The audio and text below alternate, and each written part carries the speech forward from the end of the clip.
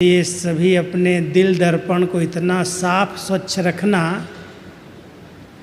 जिसके अंदर किसी के प्रति भी नफरत नहीं, घृणा नहीं, कोई भी प्रकार की गंदगी नहीं। व्यर्थ सोचना भी तो गंदगी है ना, नहीं है? व्यर्थ सोचना, नेगेटिव सोचना, किसी के लिए गलत सोचना, विकारी संकल्प चलाना, ये सब अस्वच्छता है, गंदगी है। अगर हम बाबा को इस मन मंदिर में बिठाना चाहते हैं तो मन बड़ा शीतल, बहुत स्वच्छ और पवित्र चाहिए, बहुत शुद्ध भावनाएं चाहिए, निश्चल मन चाहिए, निश्चल मन जिसके अंदर कोई छल कपट ना हो। तो अभी आप सभी हमारे साथ साथ ही सोचता विचार करना, क्या सचमुच मेरा मन इतना स्वच्छ साफ, बाबा की क्लीनिंग की मशीन जो है, क्लीन करने वाली, साफ़ करने वाली, कौन सी मशीन है बाबा के पास? मन को साफ़ करने के लिए बाबा के पास कौन सी मशीन है? मुरली।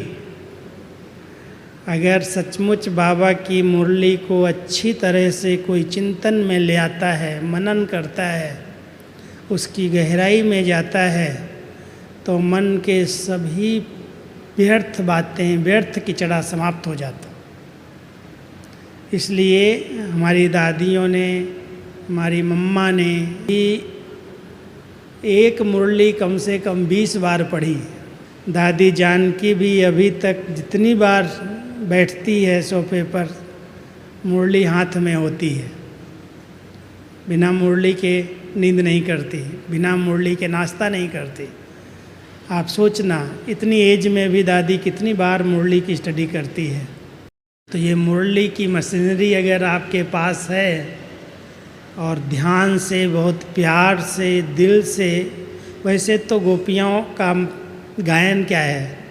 मुरली के पीछे दीवानी, मस्तानी। कहते हैं जब श्री कृष्ण जी की मुरली बजती थी तो गोपियाँ अपने घरों से भागती थी। रोटी पक रही है तो रोटी वहीं पर रही।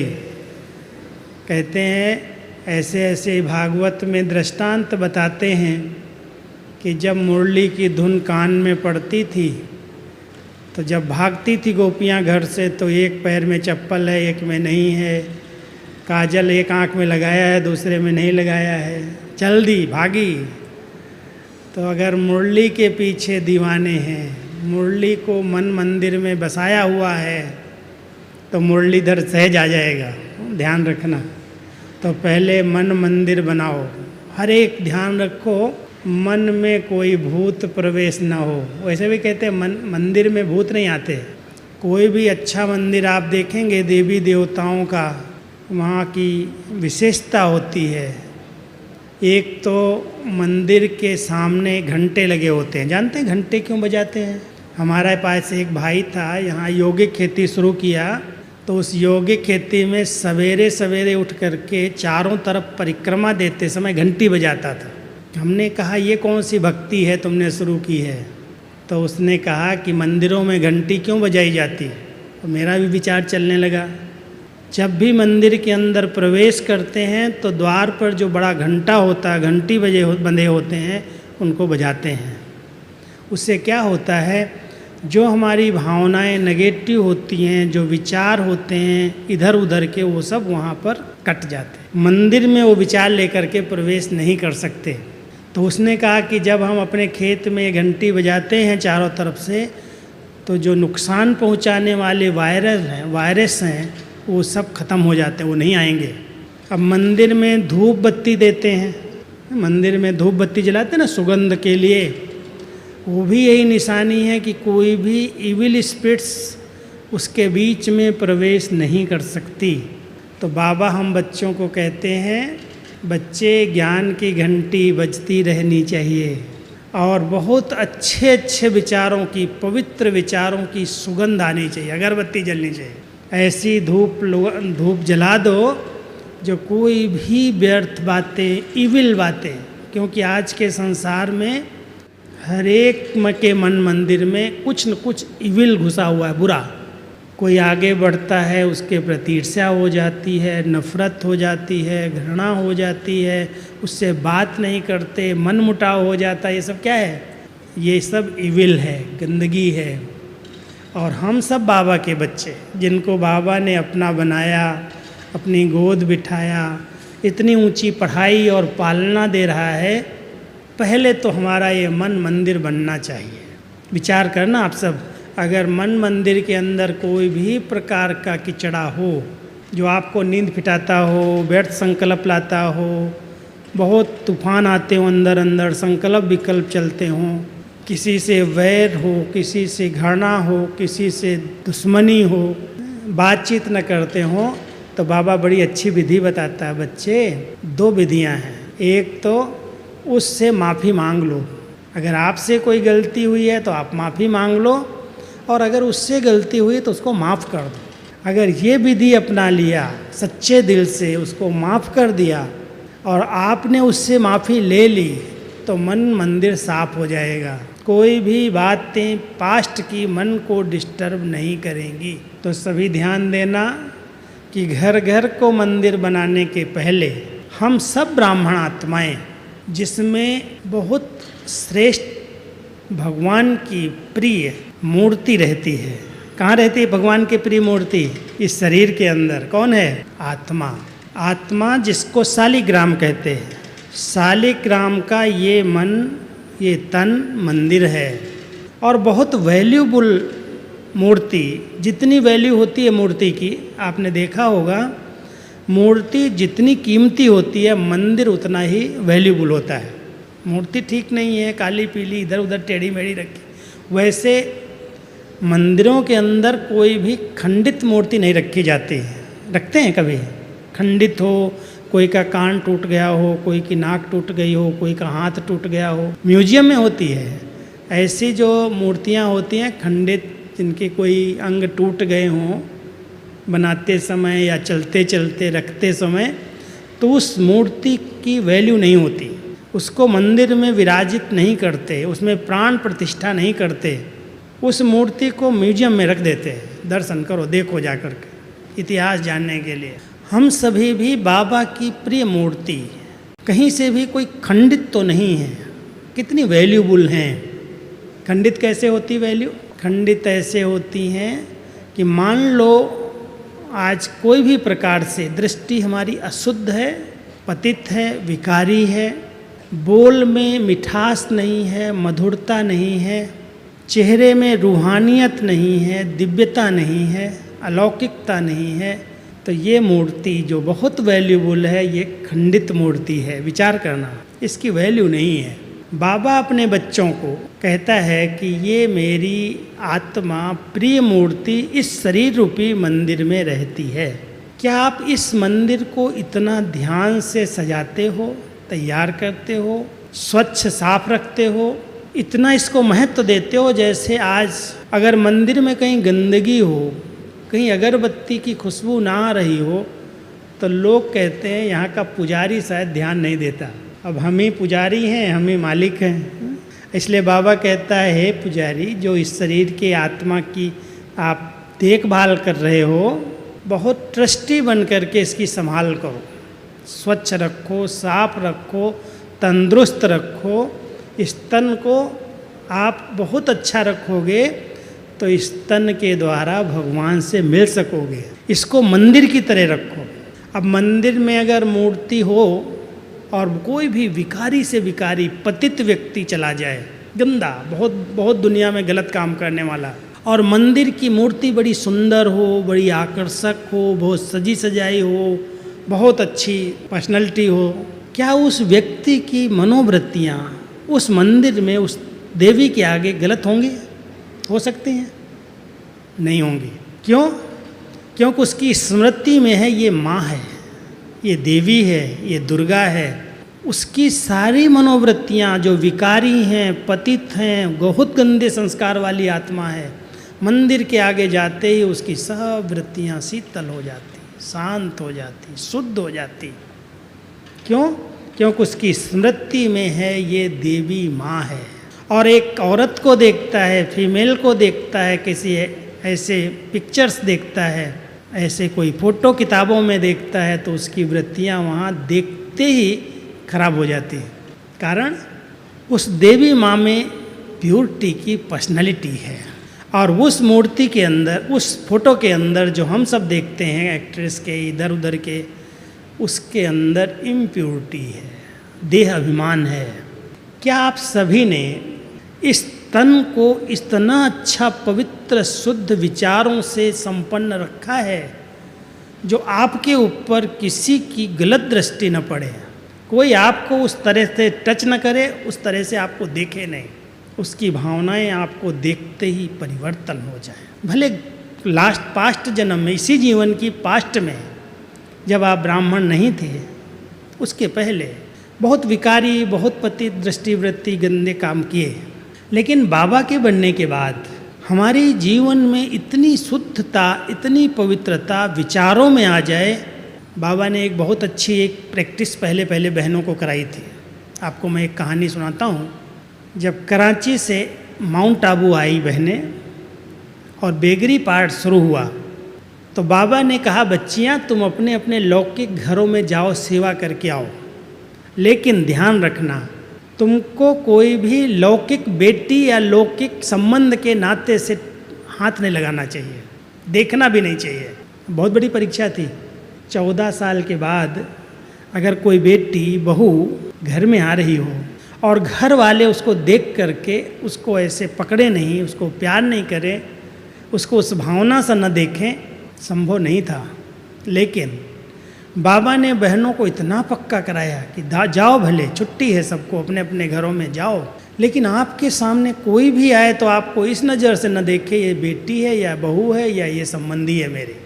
उसकी वृत्तियाँ आपकी श्रेष्ठ स्मृति से चेंज हो जाएं। और सचमुच दादियाँ अपना अनुभव सुनाती थी। हमारी मनोहर दादी बड़ी अच्छी कहानी सुनाती थी कि हम उसी सोमान में जाते थे कि मैं तो शिव शक्ति हूँ, मैं तो दुर्गा हूँ, मैं तो असुर संहारणी हूँ। बहुत ऊंचा सोमान लेकर के अपने लौकिक में गई और उनको ऐसी शक्तिशाली दृष्टि दी जो कोई के भी अंदर नहीं आए, ये मेरी बेटी है या मेरी बहू है या मेरे संबंधी है। क्या आप सभी अपने अपने घरों में इस सोमान में रह सकते हो कि आपको उस नज़र से कोई न देखे? तब तो कहेंगे घर मंदिर बन गया, ये तन मंदिर बन गया, इस मंदिर में कोई अशुद्धता, कोई विकारी संकल्प विकल्प नहीं आ सकते और कोई विकारी लोग इसको टच नहीं कर सकते। सचमुच आप सब अगर ऐसी बन जाओ, दृढ़ता से संकल्प करके जाओ कि मैं तो इस सृष्टि पर शिव शक्ति अवतार अवतरित हुई हूँ, असुरों का संहार करने के लिए, आसुरी वृत्तियों का नाश करने के लिए मैं इस मंदिर में विराजमान आसुरी वृत्तियों को भस्म करने वाली देवी हूँ।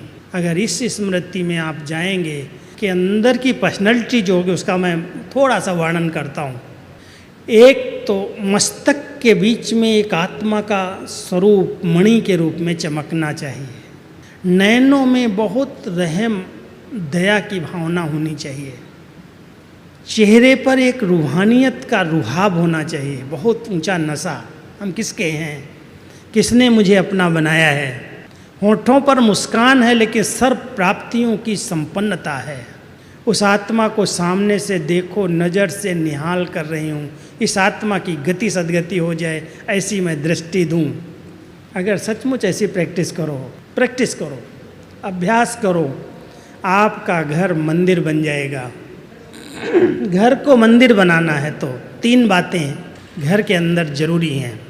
तो दीपावली पर आप सब ने अपने अपने घरों पर जब श्री लक्ष्मी का आवाहन करते हैं तो बहुत कोने कोने की सफाई करते हैं। अगर सचमुच घर को मंदिर बनाना है और उस घर में श्री लक्ष्मी जैसी देवी आप निवास कर रही हैं, तो घर के अंदर सबसे पहले संपूर्ण स्वच्छता की आवश्यकता है। स्वच्छता माना सिर्फ झाड़ू पोछा कर लिया, वैसा नहीं। हर चीज़ जो भी घर में यूज हो रही है वो स्थान पर व्यवस्थित रखी होनी चाहिए। ऐसे नहीं कोई चीज़ की ज़रूरत पड़ी और आप ढूंढ रहे हैं, दिमाग गर्म हो रहा, कहाँ रख दिया, मिल नहीं रही, क्या करूं। जैसी अवस्था वैसी व्यवस्था। अगर आपकी अवस्था श्रेष्ठ है, अच्छी है, तो आपके घर के सभी साधन जो हैं वो बहुत व्यवस्थित होने चाहिए और सब कुछ समय पर होना चाहिए।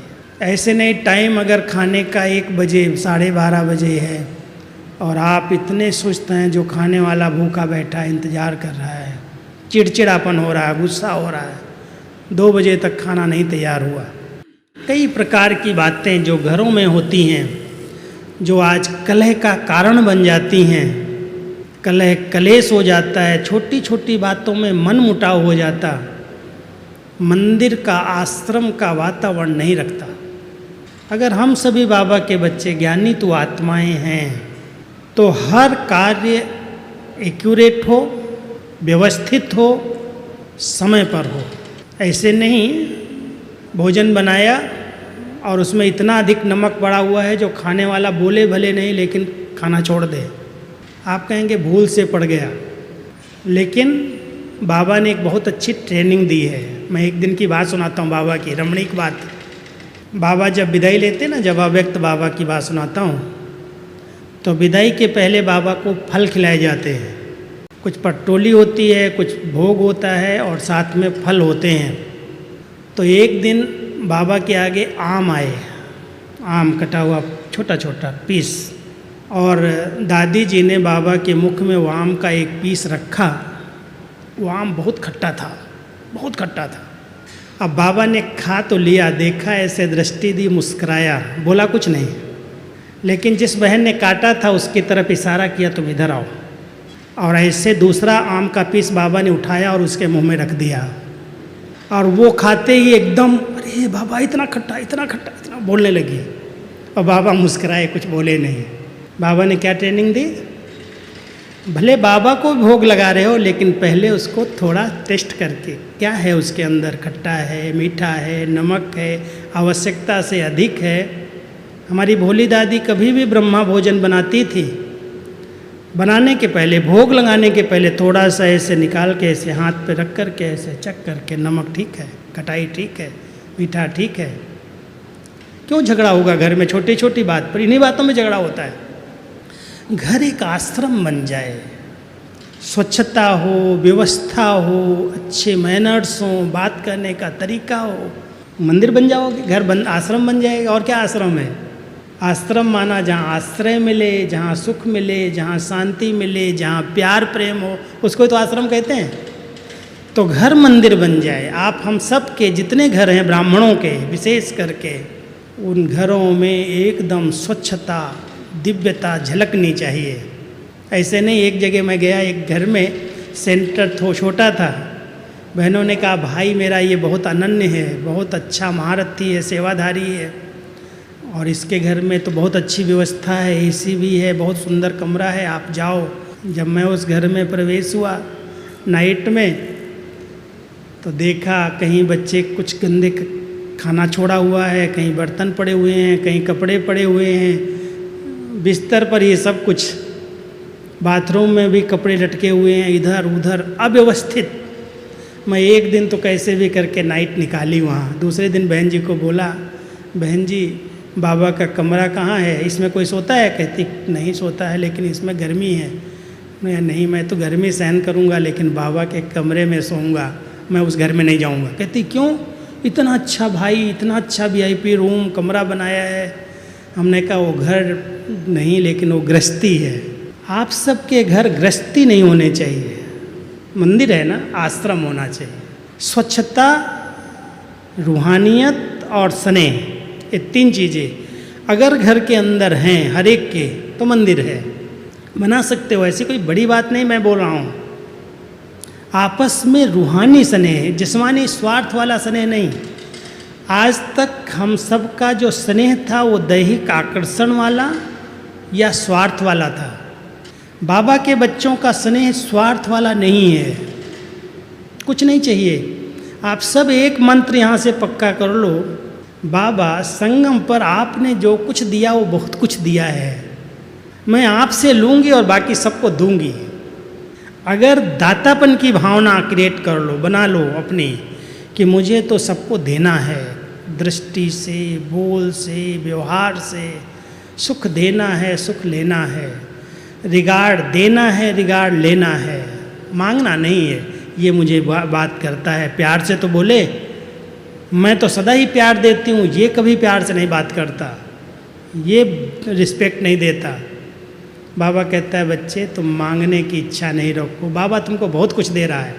इतना बाबा ने दिया है, भरपूर प्यार दिया है, सम्मान दिया है, इतने ऊंचे नशे और सामान दिए हैं। अरे मस्ती में रहो, कहते आप रहो मस्ती में, आग लगे बस्ती में। मस्ती में रहो ना, कितना बाबा ने आप सबको दिया है। देवियाँ दाता होती हैं, मंगता नहीं होती। आजकल के स्वार्थी भगत लोग जो होते हैं ना, वो कहते हैं देवी जी मुझे ये काम करा देना, मैं 1.25 रुपये का प्रसाद चढ़ा दूंगा। अब 1.25 रुपये के प्रसाद की देवी भूखी बैठी है क्या? सोचो, विचार करो। जो सबकी मनोकामनाएं पूरी करने वाली है, वो कोई आपके प्रसाद की भूखी है क्या? लेकिन लोग समझते हैं हम कुछ चढ़ाएंगे तो देवी जी प्रसन्न हो जाएंगी, इसलिए चढ़ावा चढ़ाने की आदत बनी हुई है। कोई नारियल ले जाएगा, कोई चुनरी ले जाएगा, कोई कुछ ले जाएगा, चढ़ा के आएगा। वो तो पुजारी लोगों की पेट पूजा होती है, भगवान को, देवियों को नहीं चाहिए। आप सभी देवियाँ घरों में जो रह रही हैं, क्या आप अपनी सब कामनाओं को पूर्ण कर चुकी हैं कि अभी तक भी कामना है मुझे ये चाहिए, मुझे ये चाहिए, इसके घर में ऐसी फ्रिज आई है मेरे घर में भी आनी चाहिए, इसके घर में ऐसी अलमारी है मेरे घर में भी होनी चाहिए, इसके घर में ऐसे पर्दे लगे हैं मेरे घर में भी होने चाहिए। अगर ये चाहिए कि चाहना है तो घर मंदिर नहीं बनेगा, ध्यान रखना। अगर घर को मंदिर बनाना है तो जितने साधन हैं, सिंपलिसिटी रॉयल ब्यूटी, सिंपल रहो और रॉयल्टी से रहो, बहुत साफ स्वच्छ करके रखो, जितना है उसमें प्रसन्न चित्त रहो। कोई भी घर में प्रवेश करे तो उसमें सादगी, स्वच्छता, दिव्यता, अलौकिकता दिखाई दे, उसको लगे सचमुच ये घर गृहस्थी नहीं है तो मंदिर है, ये तो मैं आश्रम में आ गया, यहाँ आने से तो बड़ी शांति मिलती है, बहुत स्नेह मिल रहा है। कहाँ से ऐसा पाया आपने? क्या ऐसा हो सकता है आपके घरों में कि आपके घर में आते ही कोई को ऐसी खुशबू आती है कि यहाँ बड़ी पवित्रता है, बड़ी दिव्यता है, बहुत अलौकिकता है, बहुत रूहानियत है? ये शब्द नहीं है जो मैं बोल रहा हूँ, ये शब्दों की जाल नहीं बोल रहा हूँ। प्रैक्टिकल आप अपने घर को ऐसा बनाओ, और बनाया है, ऐसा नहीं है नहीं बनाया है। ऐसे घर मैंने बहुत देखे बाबा के बच्चों के। बाबा कहता है मैं कभी कभी अपने ग्रस्त व्यवहार वाले बच्चों के घरों में चक्कर लगाता हूँ, देखता हूँ ये बच्चे सोते कैसे हैं, बातें कैसे करते हैं, किस ड्रेस में रहते हैं, सब कुछ देखता है बाबा, ऐसा नहीं छिपा हुआ है। और बाबा के बाद तो बहुत बड़ी टीवी है ना वतन में, ध्यान रखता है बाबा एक एक बच्चे को। सचमुच अगर कोई कामना रहित होकर के दाता बन करके रहे, देना है, जो आ जाए उसको स्नेह, रूहानियत, प्यार, ज्ञान देना है। मुख से ज्ञान रतन दो, जो बाबा ने दिया है उसके सिवाय। ध्यान रखना, माताओं के कंप्लेन रहती है, 5 माताएं बैठ गई तो शुरू हो जाती है परपंच। सचमुच अगर मंदिर का वातावरण बनाना है तो इस मुख से केवल ज्ञान रतन ही निकलने चाहिए। जो भी आ जाए बाबा के कुछ न कुछ मीठे मीठे बोल सुना दो, कान में डाल दो। कम से कम बाबा कहता बच्चे 2 बाप का परिचय तो दे दो। अरे तुम्हारा एक शरीर का बाप है, शरीर को जन्म देने वाला है, लेकिन आत्मा का भी पिता है। ऐसे ज्ञान रत्नों का दान करो, गुणों का दान करो। बाबा हमेशा कहता है मन, वचन और कर्म, ये 3 शक्तियाँ हर एक के पास हैं। मन से शक्तियों का दान करो। मन अगर शक्तिशाली है, समर्थ है, अच्छे विचार करता है, भटकता नहीं है, बहुत अच्छी तरह से योग करो और सब आत्माओं को शांति की शक्ति, सकाश दो, सबके दुख दूर हों, सब बाबा से अपना अधिकार ले ले। मनसा सेवा करो, मनसा शक्ति का दान करो। और अंदर ज्ञान रतन उछलते हैं तो मुख से ज्ञान रतन दान करो, वाणी से ज्ञान रतनों का दान करो। और जो कर्म करो ये ध्यान रखो, ये कर्म से लोगों को गुणों की धारणा मिले, सीख ले कैसे कर्म कर रहे हैं। कोई बोझ नहीं है, कितने हल्के होकर के कर रहे हैं, कितनी जवाबदारी होते हुए भी उनके चेहरे पर टेंशन नहीं लगता। देखो कितने लोगों का भोजन बना रही है, लेकिन कभी चिड़चिड़े नहीं होते। क्या है? दान, गुणों का दान। उनसे सीख रहे हैं लोग, कितनी शांति है, कितना प्रेम है, कितनी आपस में एक दूसरे से संबंधों में मिलनसारिता है, कभी टकराव नहीं है, कभी तेरा मेरा नहीं है, सब एक होकर के रहते। वो मंदिर है घर।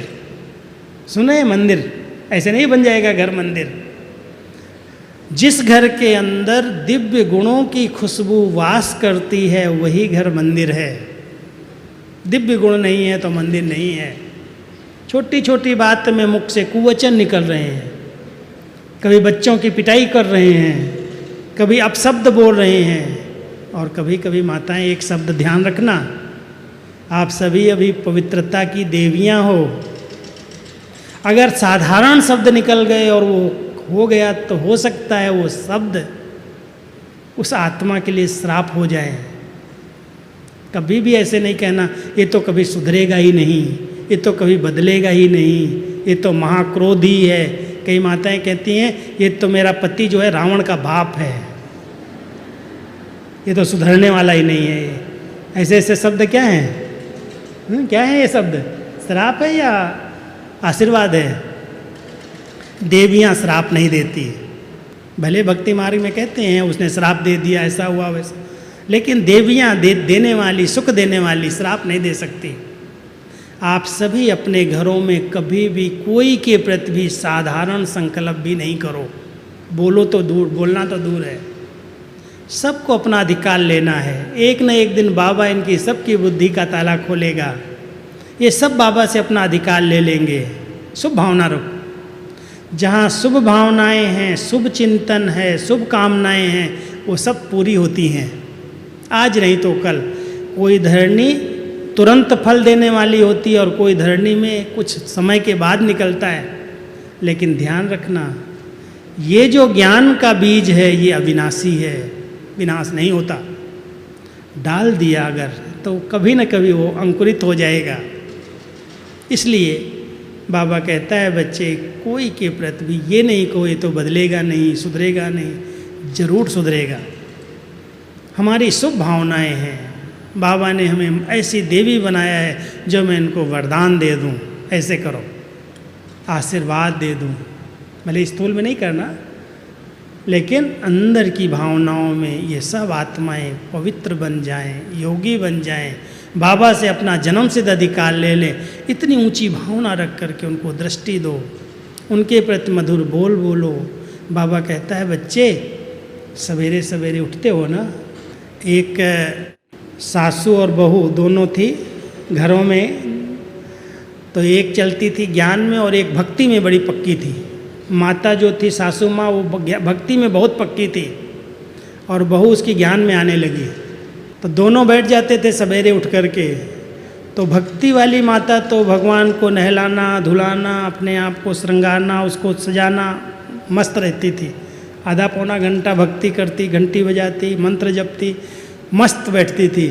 और वो बैठ जाती थी मैं आत्मा शांत स्वरूप हूँ, झुटका खाना शुरू कर देती थी। तो एक दिन वो बहू सासू गई टीचर के पास ब्रह्मा कुमारी आश्रम में, कहती बहन जी भक्ति इनके योग से मेरी भक्ति अच्छी है। कहती क्या हुआ? कहती ये योग में जब बैठती तब सो जाती। अरे भगवान का ध्यान करने बैठती तो नींद क्यों आ जाती? और मैं तो भगवान की भक्ति करती हूँ, मस्त रहती हूँ, कभी नींद नहीं आती मुझे। तो ध्यान देना, अमृत वेला उठना माना ऐसा नहीं है कि सो जाना। अरे वरदानी समय है, बाबा से लो और सबको दो। दाता बन करके ऐसे बाबा से शक्तियाँ आ रही हैं और सब आत्माओं की तरफ जा रही हैं।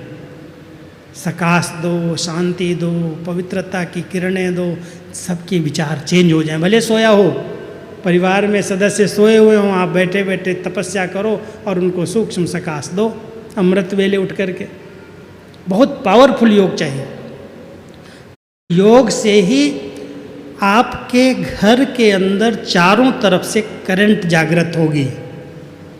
मैं आपको एक बहुत अच्छी विधि बता रहा हूँ, ध्यान देना। कई घरों में कई प्रकार की प्रॉब्लम्स आ रही हैं कलयुग के अंदर।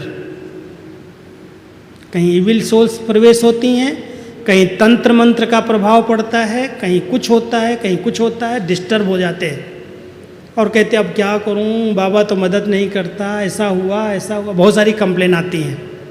क्या आप अपने घर में योग की करंट की तारें नहीं लगा सकते? ऐसी योग की तपस्या की करंट छोड़ो जो आपके घर के चारों तरफ वो करंट, अगर कोई आत्मा अशुद्ध वहाँ आ भी रहे, अशुद्ध विचार वाले भी आए तो करंट उसको दूर फेंक दे, जैसे करंट लगा देते हैं ना बॉर्डर्स के ऊपर। लेकिन ध्यान रखना, अगर जरा भी लीकेज है, देहधारियों से लगाव है, लगाव ही सबसे बड़ी लीकेज है। मोह है, ममता है, तेरा मेरा है, संबंधों में भटकी हुई बुद्धि है। बाबा एक, बाबा दूसरा न कोई। अगर ये स्मृति नहीं है तो करंट नहीं छूटेगी। अगर सचमुच अपने घर को शुद्ध पवित्र भूतों से मुक्त रखना चाहे तो दो प्रकार के भूत हैं। वो तो तंग करने वाले तो भटकती हुई आत्माएं हैं, लेकिन सबसे बड़े भूत हैं काम के, क्रोध के, लोभ के, मोह के, जो अंदर बैठे हुए हैं हमेशा, और कभी न कभी किसी किसी पर वार करते हैं।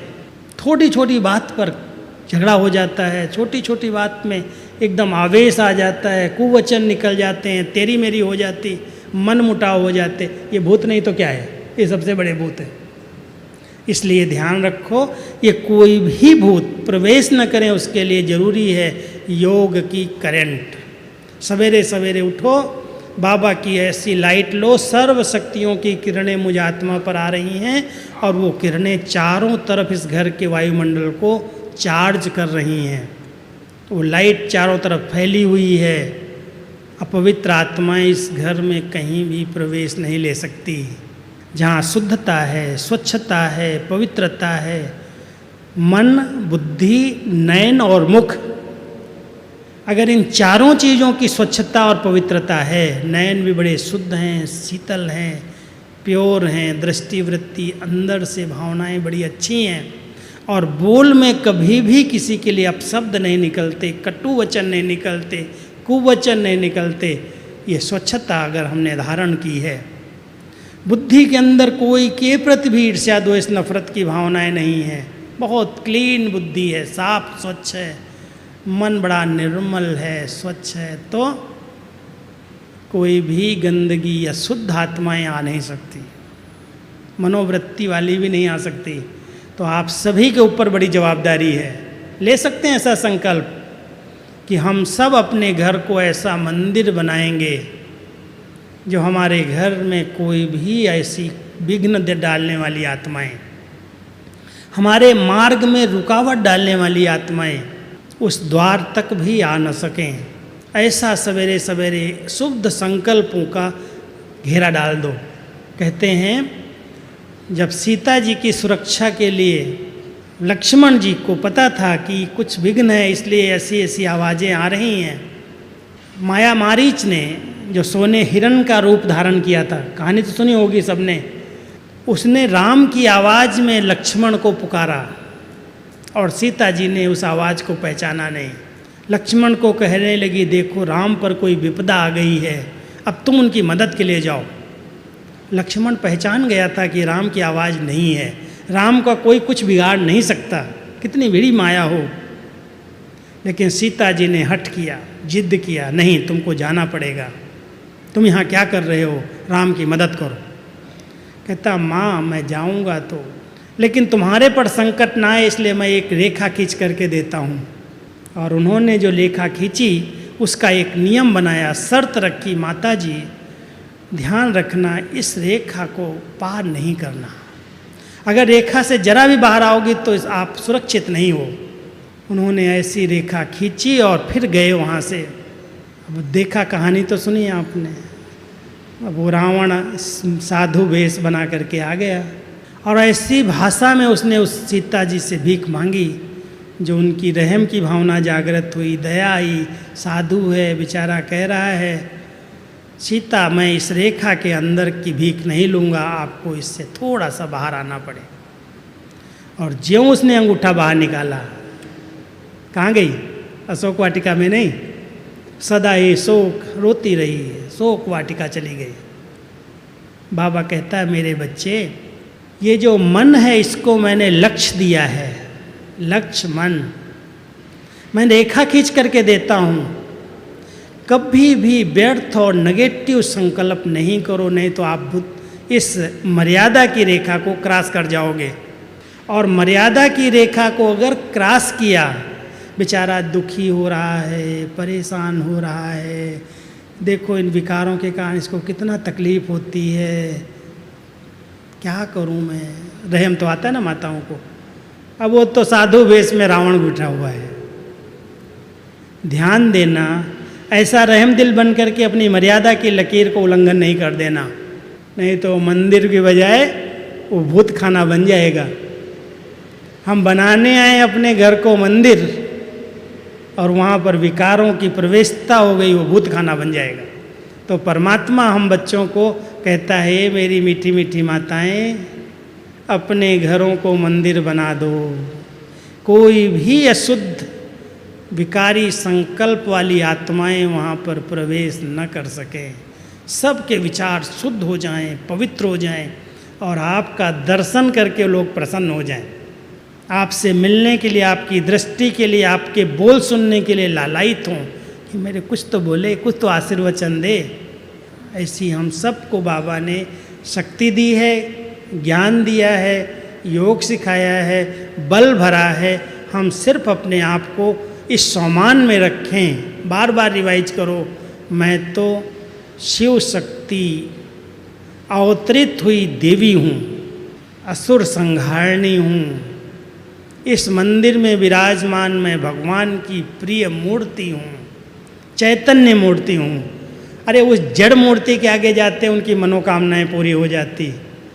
इस मूर्ति के आगे कोई भी आत्मा आ जाए, इस दृष्टि से उसको अच्छे अनुभव हो जाएं, उसको सुख शांति मिल जाए, पवित्रता मिल जाए, दिव्यता आ जाए उसके जीवन।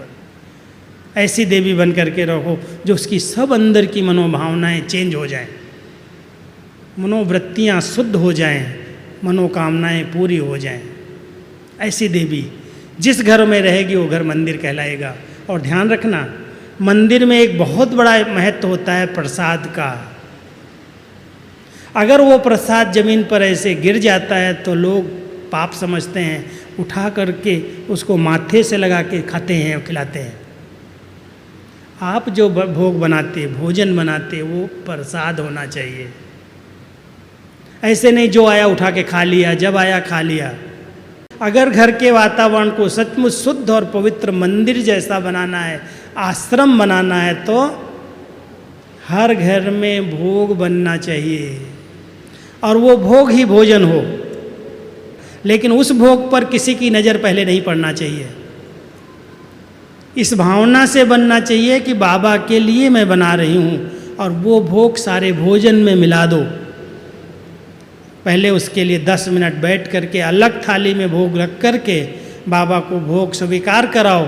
बाबा को क्या संकल्प दो, बाबा आप खिलाने वाले दाता, आप हमको इतना प्यार से इतना सब भंडारे भरपूर किए हैं, खिला रहे हो, आप थोड़ा तो इस पर दृष्टि डालो। भले आप खाओगे नहीं, लेकिन आपकी वासनाएं, आपकी दृष्टि इसको पावन बनाए, इसको शुद्ध बना दे। ये जो खाए उसका मन तन स्वच्छ और शुद्ध हो जाए, निरोगी हो जाए। ऐसी शुद्ध भावनाएं भर करके उस भोग के अंदर भोजन में मिलाओ। सबकी कर्म इंद्रियां शीतल हो जाएंगी, सब झगड़े मिट जाएंगे, समस्याएं हल हो जाएंगी। आपके पास बहुत बड़ा यंत्र है, ये जादू मंत्र है। अगर सचमुच प्रसाद के रूप में भोग खाएं और खिलाएं तो कभी घर में झगड़े नहीं होंगे, कभी कोई के अंदर विकार उत्पन्न नहीं होंगे। हम सब ध्यान रखें, हम बाबा के सब बच्चे अपने घरों को मंदिर बनाएं, और घर मंदिर बनाने के पहले तन को मंदिर बनाएं, मन को मंदिर बनाएं। और जब इतने सब ब्राह्मण अपने घरों को मंदिर बना दें तो कल भारत स्वर्ग बन जाएगा। स्वर्ग की आबादी कितनी होगी आदि में? 9 लाख 10 लाख तो होगी। तो आदि वाली आत्माएं हम सब आ चुकी हैं, और हम अपने अपने घर को मंदिर बनाकर इस भारत भूमि को देव भूमि, स्वर्ग भूमि बनाएं। हर घर में सुख शांति की बांसुरी बजे, घर गृहस्थ जो है वो आश्रम बन जाए।